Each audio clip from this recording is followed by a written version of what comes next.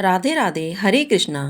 फाल्गुन पूर्णिमा 12 पूर्णिमाओं में सबसे आखिरी में आने वाली पूर्णिमा है और हिंदू नववर्ष का आखिरी महीना फाल्गुन का महीना होता है। और इस दिन मुख्य रूप से भगवान विष्णु, श्री सत्यनारायण भगवान और भगवान कृष्ण की पूजा के साथ साथ भगवान शिव की पूजा का विधान है। फाल्गुन पूर्णिमा की कथा होली पर्व को भी दर्शाती है और यह कथा हिरण्यकश्यप और प्रयागराज से संबंध रखती है। इस कथा के अनुसार हिरण्यकश्यप को अपने पुत्र प्रहलाद को मृत्युदंड देना चाहता था, क्योंकि उसका पुत्र श्री विष्णु जी का भक्त था और हिरण्यकश्यप को भगवान विष्णु को अपना शत्रु मानता था। इसलिए जो जो भगवान विष्णु की भक्ति करता वह उन्हें कष्ट और यातना देता था। ऐसे में ही जब उसने अपने पुत्र प्रहलाद को जलती हुई अग्नि में बिठाया, तब जलती हुई अग्नि भक्त प्रहलाद का तो कुछ नहीं बिगाड़ पाई, लेकिन भक्त प्रहलाद की बुआ इस होलिका की अग्नि में जलकर भस्म हो गई। इसलिए हर साल फाल्गुन पूर्णिमा के शुभ अवसर पर होलिका दहन किया जाता है। तो आज के इस वीडियो में आप जानेंगे साल 2025 में फाल्गुन पूर्णिमा की सही तिथि, व्रत और स्नान दान के शुभ मुहूर्त के बारे में। साथ ही आप जानेंगे होलिका दहन के शुभ मुहूर्त के बारे में भी।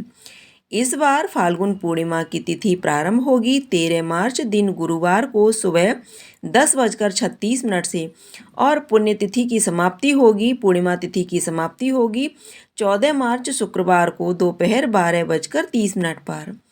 इस बार क्योंकि गुरुवार और शुक्रवार दोनों ही दिन पूर्णिमा की तिथि रहेगी, ऐसे में 13 मार्च दिन गुरुवार को पूर्णिमा का व्रत रहेगा और होलिका दहन भी इसी दिन किया जाएगा।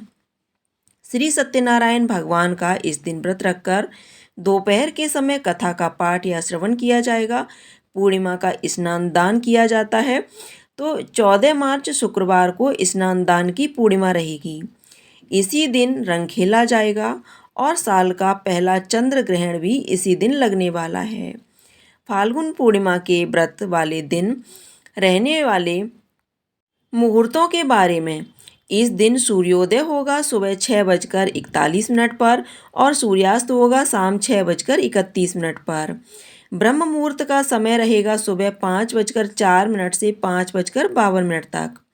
और इस बार 13 मार्च को ही भद्रा भी लग रही है।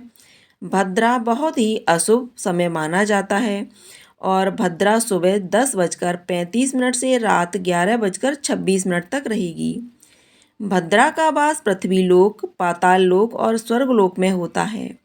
जब भी भद्रा का वास पृथ्वी लोक में होता है तो यह पृथ्वी पर बहुत ही कष्टकारी मानी जाती है और इस समय हमेशा त्याग किया जाता है।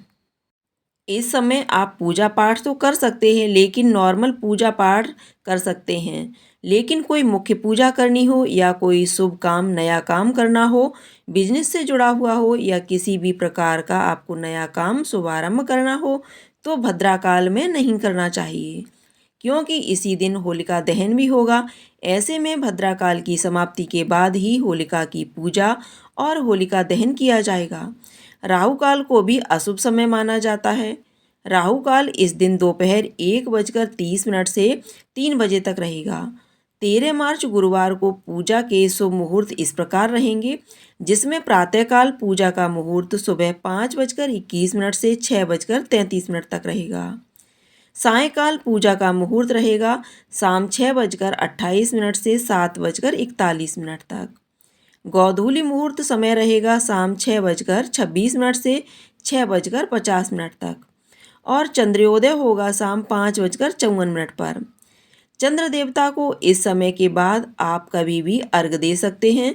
14 मार्च शुक्रवार को यानी फाल्गुन पूर्णिमा के स्नान दान वाले दिन प्रातःकाल पूजा मुहूर्त रहने वाला है सुबह 5:20 से 6:32 तक।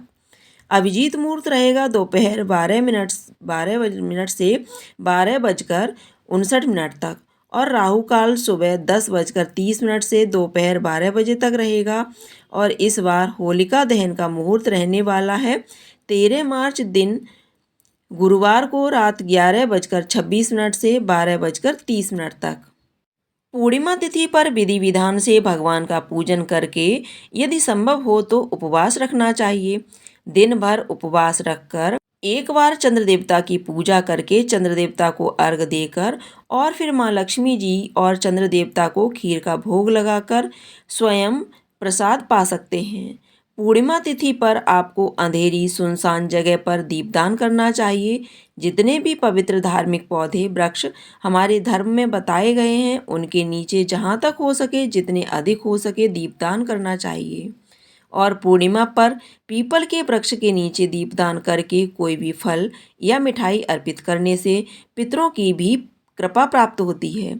अगर इस दिन जरूरतमंदों को मौसमी वस्त्रों का दान किया जाए तो पूरे साल भर घर में बरकत बनी रहती है।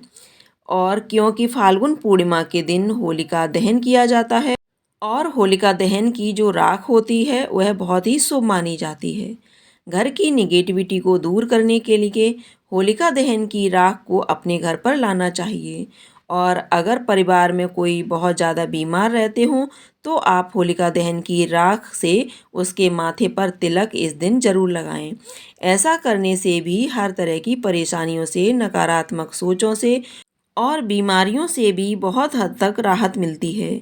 यदि आज की वीडियो जानकारी पसंद आई हो तो वीडियो को लाइक करके हमारे चैनल पर श्री सत्यनारायण भगवान की कथा भी अवश्य सुनिएगा।